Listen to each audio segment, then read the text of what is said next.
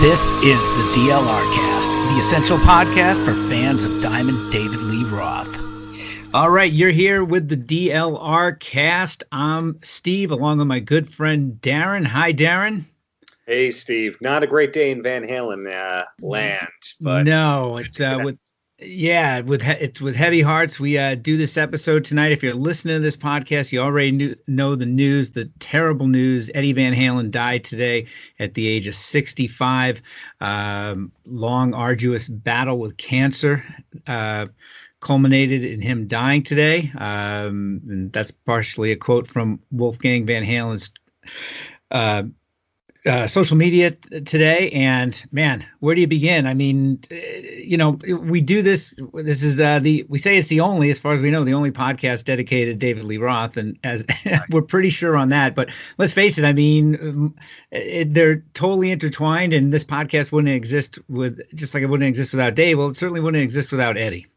Yeah, Dave and Eddie, Mick and Keith, Steve Tyler and Joe Perry. There's certain combinations like that where the solo catalog is not as great as the two guys being together. And Dave and Eddie were that. You can say the same Sam and Eddie as well. Yeah. I mean, we've posited with, our different guests that we've had that, I mean, Van Halen wouldn't be where they are today without David Lee Roth. And I totally believe that from a musical standpoint, probably from a size and influence standpoint as far as a band. But at least for the music as it stands, I mean, Eddie's talent though would have got him somewhere, somehow, some way.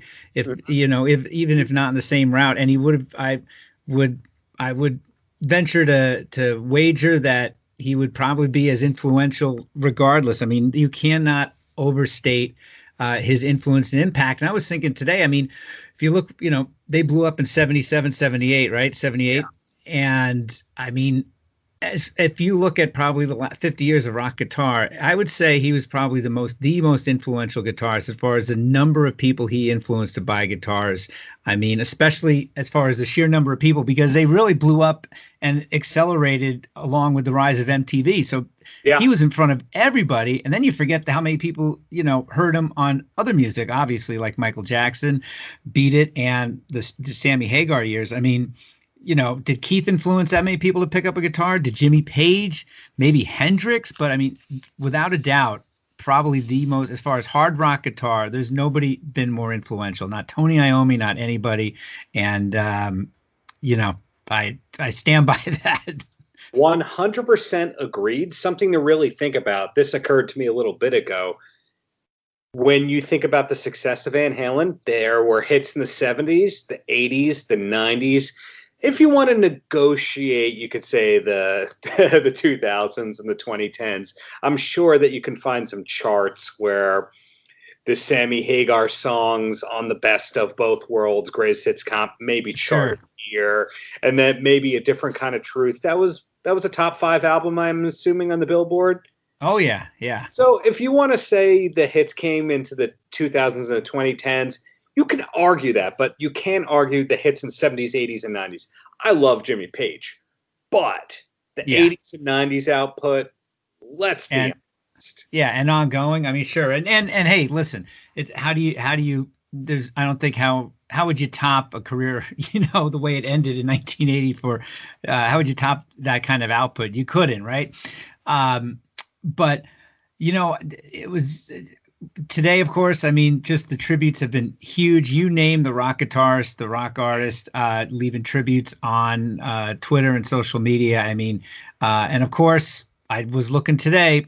Dave did post only about an hour ago, and this is 9:00 Central Time, a picture that I'd seen before on various websites. It's Dave and Eddie backstage on the 2007 tour. They're holding hands, and all Dave wrote was, "This is on Facebook and Twitter and Instagram. What a long, great trip it's been."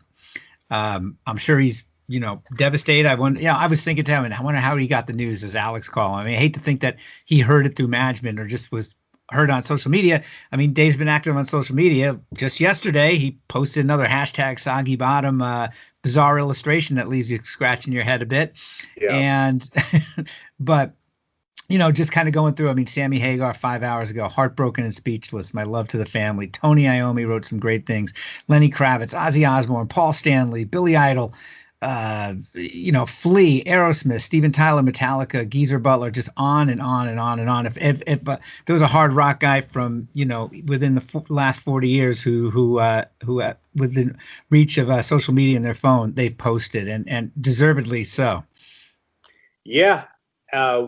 When you think about the reach of Eddie Van Halen, it goes far beyond music. That great scene in Back to the Future where they go back to the 1950s and they're trying to get Loretta to do the thing where Michael J. Fox is wearing that yellow spacesuit and he puts the headphones on his ears and the tape says E. Van Halen. And it's not, as far as I know, Eddie Van Halen's playing, but it sounds like Van Halen.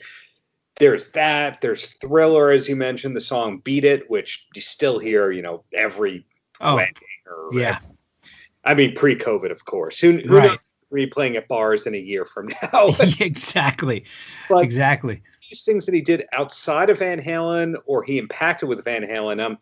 My wife and I discovered this random sitcom that the Zappa kids had in the early 90s. Do you know what I'm talking about? No, but only you could find this. Yeah, I was interviewing Ahmet Zappa, so I was doing some research, and there was this Dweezil Zappa sitcom in the early 90s, and the whole premise of this episode that I watched was his mom was sneaking backstage to try and meet Eddie Van Halen to give him his demo tape. Dweezil as the actor's demo tape to find out whether or not he was any good. Like, Eddie Van Halen is the premise of that episode. He was the subject of a 2.5 Men episode. I think I remember that. Yeah. I mean, he did a lot more than music, and he impacted a lot more than just MTV and classic rock radio, to say the least. Yeah. Yeah. Just some great tributes. I saw one, just saw one now. The guy who replaced Eddie, stage left from Dave, Steve Vai, wrote, feeling deep sadness and overwhelming appreciation. The appreciation and love for him is bigger, though. Let's take a minute and try to imagine our world if he never showed up. It's unthinkable. Thank you, King Edward. You are deeply loved and will be missed. I mean, I was thinking today, next to Rick Nielsen, he's probably the guitar player I've listened to the most since I, first got a stereo and discovered Van Halen 1. I mean, I'm saddened. I'm heartbroken.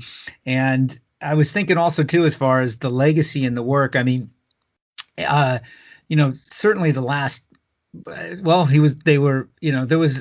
was activity for about 10 years or so, right? From 2007 onwards, with the reformation, but I mean, battling a lot of demons, and he was sober for a long time, thanks to his wife, Janie. And from what I've read, but cancer this has been going on for 5 or 6 years now, I guess. I remember there was some, was it earlier this year or late last year? I think it was. There was a lot of stuff on the news that he was going to Germany for treatments. And I was thinking today, I'm a little surprised the news came out today, given how tight-lipped the Van Halen camp can be. I mean, you only got little bits and pieces of what was going on. Sometimes via Dave. Remember, it was about 3 or 4 months ago when Dave said, yeah, the touring days of Van Halen are over. It may have been a little bit further that when he was going out. Sometime this year, I remember Dave made that quote, and I remember Wolf posted something that he was like, that's not true. And unfortunately, it is true. Yeah, to say the least, it is a shock. It's a shame. The way that the Van Halen camp was the last decade, you didn't know if tomorrow you were going to hear about a tour, an album, or nothing. It's kind of admirable that they've been able to maintain that mystique. To you and me and other people who are diehards, it's also torture because we know there's such genius involved. We want to hear anything they've got, like the worst Van Halen leftover, the worst Van Halen alternative version or mix is still going to be so much more interesting that's going to come out than whatever's going to come out from so many of their peers on classic rock radio. Like if you go, hey, an unreleased Moody Blues album, you'd go, great. Yeah. Okay. Yeah. It's certainly they're a band whose size and influence legacy. I mean, you didn't necessarily need the way they kept things in-house. I mean, just if you go to the Van Halen official website right now, the last post, July 10th, 2015. What? I kid you not, ladies and gentlemen, Stuart Van Halen. Yeah, it's about the Minions from the Despicable. What is it? Despicable Me, right? The Minions, and then new remasters on sale now when they re-release the classic 6 albums remastered on CD and 180 gram vinyl. So, yeah, I mean, Wow. but never, I mean, yeah, that always surprised me. It was just so tough to get any sort of news of what was going on with them. And on the one hand, I kind of like that mystique, like we talked about before. It's like all of a sudden there's some rehearsal footage, leaks on YouTube. It's like, well, shit, the rumors are true. They're reuniting. Then all of a sudden, the rumors are true that, a couple of years later, 5 years later, they got an album coming out with a different kind of truth in 2012. And I mean, no doubt the health issues and different things like that, and certainly slowly revolving door lead singers as far as the number of years that went by, precluded new music and a lot of activity. And I think that was probably more to different health issues and Eddie not being sober. And Alex certainly, I mean, I think he had massive back problems and Eddie had a hip replacement. These guys just were not healthy. So it's what might have been, but then I also got the kind of feeling, and this is just personal feeling, anecdotal. I mean, how are we supposed to really know? But I just got the impression that the last 10, Eddie was doing everything that he wanted to do. And if that meant not playing and playing golf with George Lopez, God bless him. He deserved it, right? I mean, do whatever the hell you want. So, and enjoy your life. Unfortunately, leaving far too soon at only the age of 65.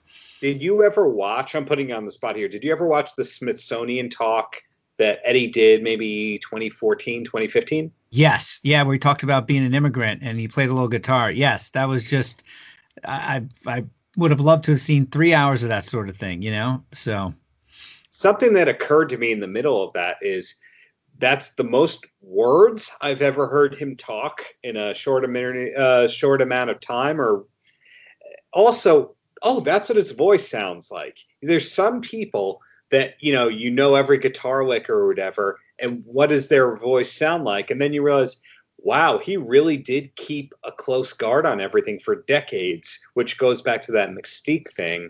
What did Eddie Van Halen eat for breakfast or lunch? We don't know. We know what Kim Kardashian did. We might know what Steven Tyler did. But right. What do we really know about Eddie Van Halen besides his playing, who he was married to, his kid, where he grew up, his family? Dutch immigrant, yeah. We really knew very little about that guy, and that's actually so intriguing. Makes you wonder if there'll eventually be a great biography on him written by somebody else who gets the public records or something. Yeah, I was thinking that. I mean, we certainly got a lot of insight with our recent guest from a few episodes ago, Greg Renoff, in his book Van Halen Rising, and then Noel Monk's book certainly gave a lot of insight. And I know there's some other smaller books out there, but this is a band that, as big as they were, there's never been that all-encompassing documentary. I mean, was there even a Behind the Music? I don't remember but even that was probably the general Behind the Music, sugarcoat a few things, story arc. Yeah, I mean, those things all had the same 3-act formula, so for beginning, sure. Falling apart, redemption, so. I don't think they even had one of those Legends biographies on VH1 that they used to have for the Doors and Aerosmith and John Lennon and all that. I guess Van Halen might have been too new of a band to be classic rock circa 96 to 2000 when VH1 was still rock-centric in a way. So possibly they were the youngest old band, I guess you could call it. Yeah. It was interesting too. I was thinking also from a musical level, and certainly some of our guests have talked about this who do play guitar. I mean, he really is. Am I getting my lingo right here? Inimitable, right? I mean, is that the right word? I mean, you could, there was an Eddie Van Halen amp and guitar, but unless it was in his hands, I mean, and as great as, and we could just Steve Vai, John Five, Brian Young, right? I mean, Dave had to tap an Atomic Punk tribute band guy, right, for his solo band a few times. As good as that guy was with him today, with him in today's band or earlier this year's band when he was on the road with Kiss. I mean, nobody could really. You could even get the same number of notes down, but it was never. You could not imitate that guy. Not, you know what I mean? It was just in his hands. It was just always something different, and I've read a lot of interviews with different guitarists and even with Eddie as well. And that really, that's the mark of a great guitar player, where you can have everything the same, but until it's those hands around it and what they're doing with it, you can't do a carbon copy. I'm going to add to that. Even if you got the notes, they didn't sound exactly the same. Plus, there wasn't that big smile that Eddie always had, and the cool looking poses and moves. Yeah.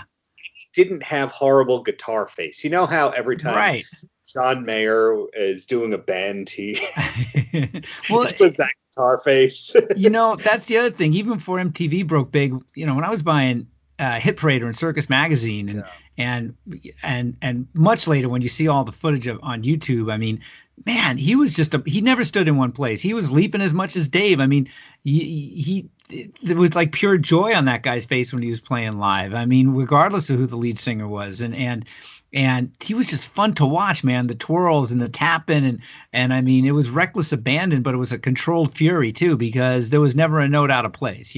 I mean, the riffs are insane, the soloing fast, but so goddamn melodic, and it's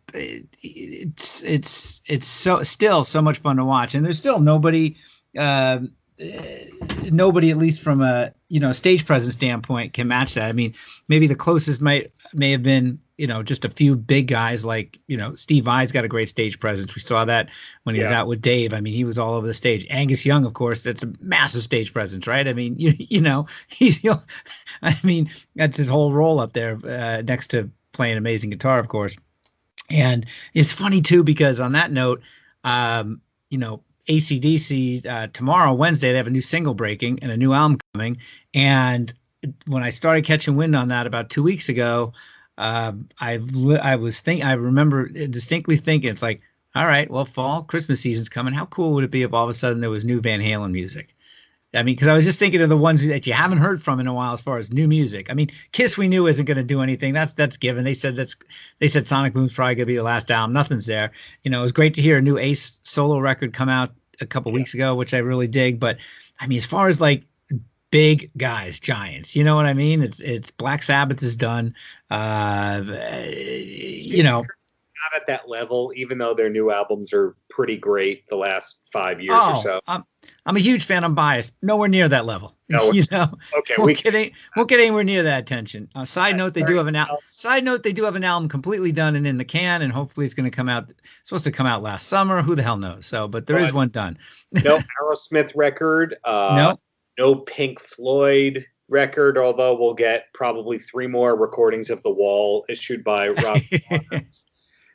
Zeppelin, there's no Zeppelin left.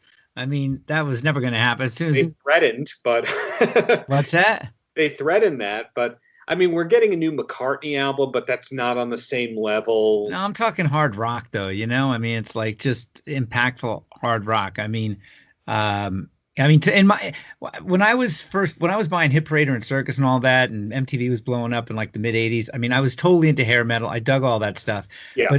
But Van Halen was always like, for me, they were like demigods. They were bigger than all of that. They certainly, I mean, for all so many people try to imitate Eddie or try to imitate that sound or imitate Dave, and to me they were never hair metal. They were never, only a fool I think labels them as hair metal, and there was a reason why they didn't get lumped in with that, even though they were I mean, by the time hair metal really took off, they were a couple albums already in, but they were just bigger and better than everyone else. I mean, by far. No one can argue that. If they try and argue it, they're just wrong. I know, but they're wrong. And I have to add another thing about Eddie that people are not really going to talk about as one of their first 6 points about him. But how many people made piano cool within the hard rock space before him. Yeah. Freddie Mercury, Rush, Geddy Lee, although there was the purists were complaining that there was too much reliance on keyboard, not enough Alex Lifeson guitar. But the hardcore Rush fans, of which there's millions, stuck by him with every album, and loved the evolution that band took as far as keyboards. But you're right. I mean, it's not like Tony Iommi, started playing keys, I mean, or anyone else. A couple of Black Sabbath piano or non-guitar songs. Oh, yeah. But as far as a musician making a statement who's a guitar hero, I mean, do you remember? I mean, I could, certainly it caused a lot of drama within the Van Halen camp, as we know from reading the different books and from what I think Greg alluded to as well, where, I mean, he wanted to have keyboards on a Van Halen record like two before that. It was, a little flourishes and stuff before 1984 on Diver Down. And then just, I mean, you remember that just blew everyone away in 84. For sure. And then you take a song like Right Now, and that just shows you what a virtuoso that he was on the piano as well. That is not an easy song to play. So you got a guy who's a master on the guitar, master on the piano. There's rumors that he could play the drums better than Alex. I don't know if that's true. There's rumors that he could really just do anything he wanted to do except maybe sing. Yeah. I would be surprised if he could sing and he just did it. Well, he helped out on background vocals. There was a mic, I mean, when they were doing the full bug and stuff like that and Happy Trails, I mean, he's on there. I mean, and he did play drums, but Alex started on guitar and he started on drums and they switched. So the guy was a virtuoso, and that's the other thing too. I mean, he was a great songwriter. I mean, to still those kind of hooks, whether you're with Dave and Sammy, I mean, Dreams is undeniable. That song's incredible, For sure. And it's one of those kinds of things. Also, I'm saying this as a musician, where if you take a step outside of these songs that you've heard hundreds or thousands of times before, he's not really playing chords. He's not playing bar chords with very few exceptions. So he's playing connected riffs throughout songs that are entirely original. There's no player like Eddie Van Halen before him, and I just don't think that there's going to be anyone who plays guitar like him after him. There's been imitators, but, it's not Eddie. It's Diet Eddie at best. Yeah.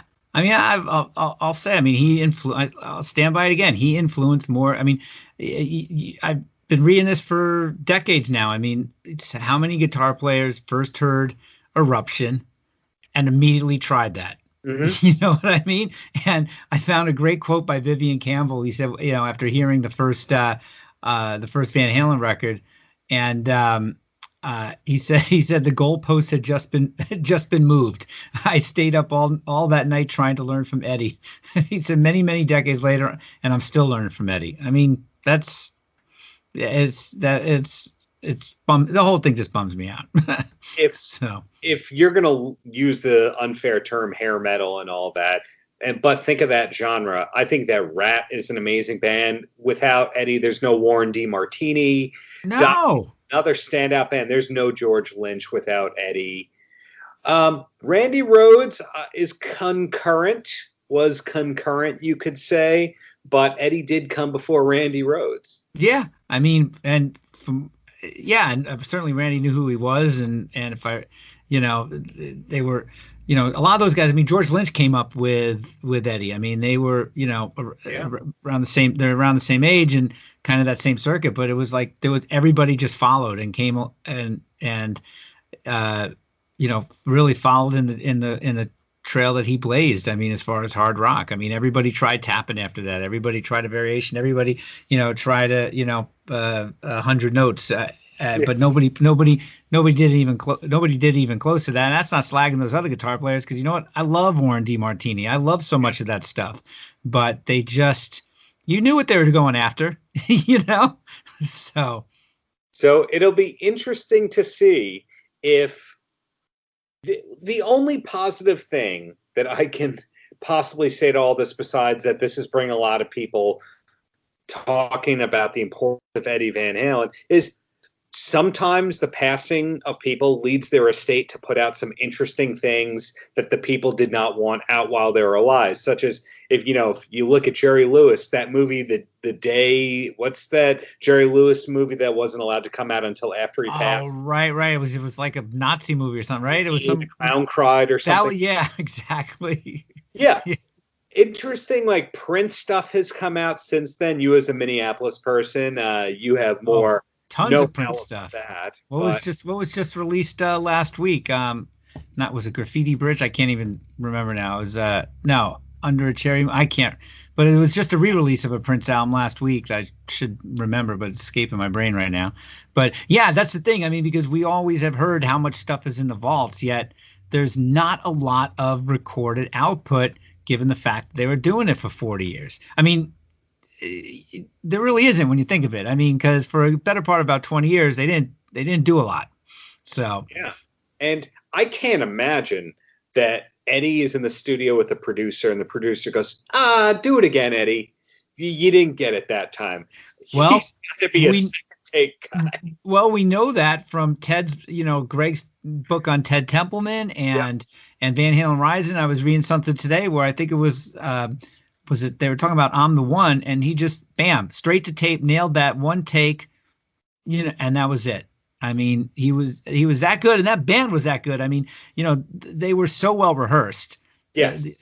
For all the partying and everything, there was a discipline there that those guys, and they were partiers second to none, as we know from reading Van Halen Rising and Noel Monk's book. But there was a discipline there. I mean, they were road warriors, man. They worked their asses off those first 10 years, and they were amazingly well rehearsed. There was no fuck ups on stage. I mean, nobody was falling off a stage and throwing up in a bucket sideways, and the set being, cut short. Right. Yeah, just I'm running out of words here, my friend. So what I'm getting at is they're not a band that had hidden session players because they couldn't cut it, and they're not a band that would have been doing 18 takes on everything. No. I mean, Templeman cut them basically live in the studio, and why were they able to do that? Because of Eddie. So they had to have been doing something else in the studio. They had to have been tracking other songs or demoing songs. If Prince could have every room in his house automatically recorded at every hour of the day, Eddie had to have had something like that.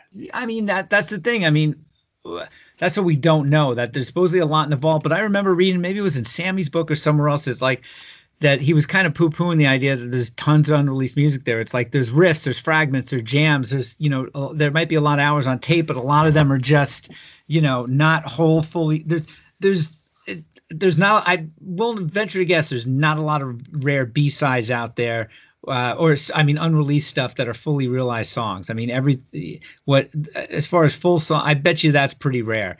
And, we know Wolfie mined the vaults a bit they mined the vaults a bit to come up with a good portion of a different kind of truth.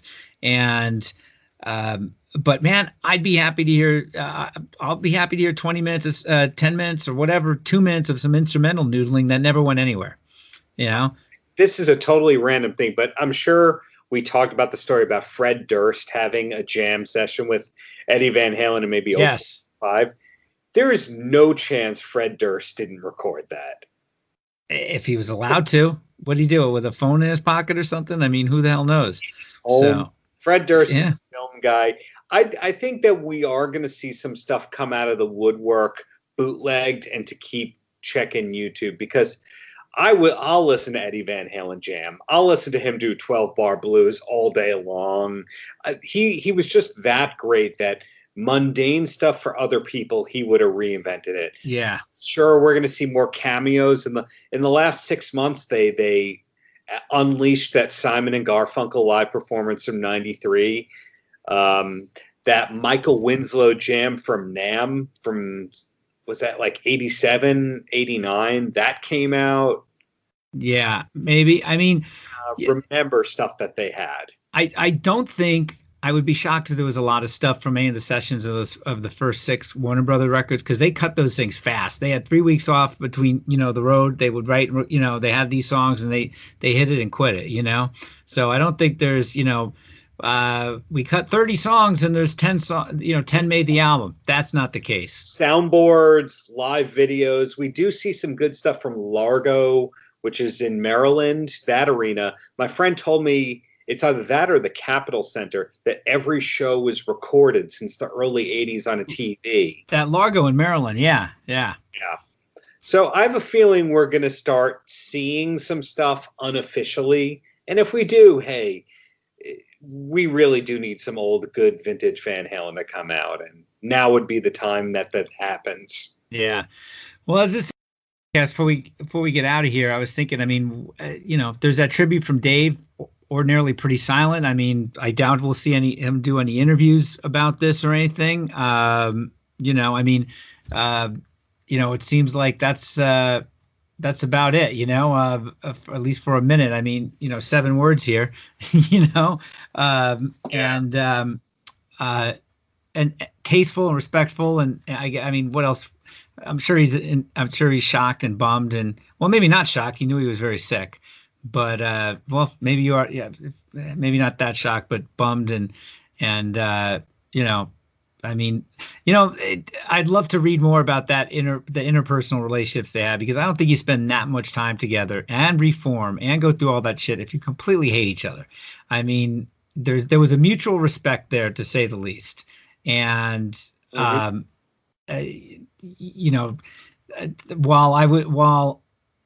I think you're kidding yourself if you think that they were like, these brothers in arms. They had this, I mean, they never really hung out. It wasn't like they were woodshedding all the time together after those first couple out. I mean, this is a band too. When those first 6 albums, they toured so much, they spent more time than, they did with anybody else. Right. I mean, these guys are all joined at the hip.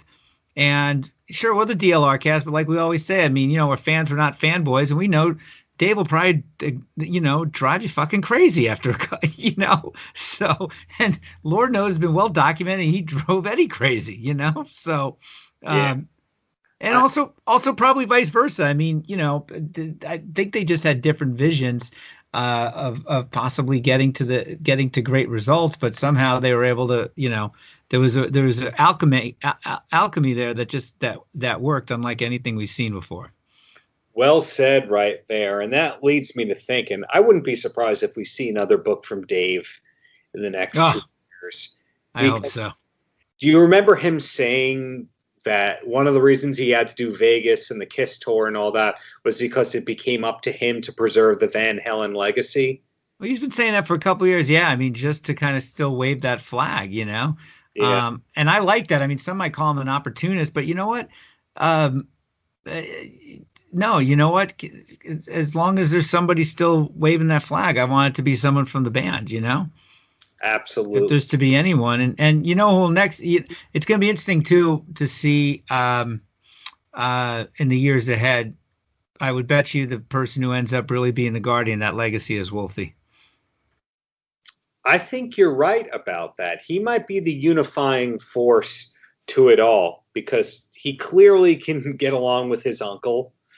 He seems to be able to get along with Dave. Michael Anthony gets along with everybody in the world except Alex Van Halen now, it seems. Maybe this will be I'm not sure of the story behind that, but maybe this will be the unifier. I mean, it's God, we could talk another hour about all this stuff. I just hope that it gave some. I just hope the people involved with all this, in all seriousness, had some closure with it all. I hope that Dave and Eddie patched up their stuff, and that it's obviously we're never going to get the full story, because that's how David Lee Roth has always operated, and also how Eddie operated. Interesting. Mm-hmm. You had 2 parties and neither of them were a blabbermouth.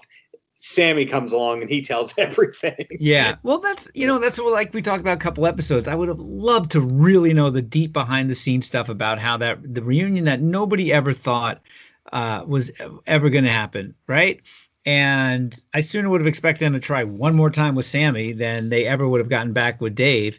And yet they had a good, 10-year run or so, right? I mean, almost 10 years. I mean, when was the last tour? The 2015? I mean, now I'd been saying for a couple of years that was the last you were going to see them, health or not. I just think that had run its course. There wasn't going to be another album, as much as I would have loved to have hoped. There wasn't going to be another. There wasn't going to be another tour. I mean, I think maybe they just got to the point where if we're going to do anything else, it might be, probably be without Dave, and obviously that's never going to happen with anybody.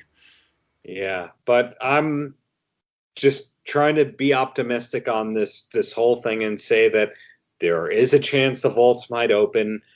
There is a chance that we're going to see more people telling some great stories that we never heard before. I think I interviewed Mark Weiss, the famous photographer, last week, and he told me he had plans to do a Van Halen coffee table book of unreleased stuff. And I don't think he's the only guy who has unreleased stuff. Yeah. So if there's an upside to all this, we might see more Van Halen stuff crowdsourced fashion. Yeah, I mean, ultimately, thank you, interwebs. That stuff will get out there one way or another. So, yeah. So Nothing, there you, as Dave says. What's that? Nothing but yeah. Exactly. So, well, on that note, sad day, sad episode. Fun talking to you about it, nevertheless, and speculating. And what are you going to do? What are you going to say? What else can you say? I mean, it's really saddened. What you're going to do is listen to some classic Van Halen. And one day at a time, There you go. So on that note, let's get out of here and we'll crank Van Halen and be doing another episode real soon. Amen. Thanks for your time, Steve. Don't thank me, man. Thank you. Likewise. And thanks for downloading and streaming. We certainly appreciate it and leaving reviews. And we've been having fun and hope you all out there have been enjoying it too. Thanks, guys. Peace out.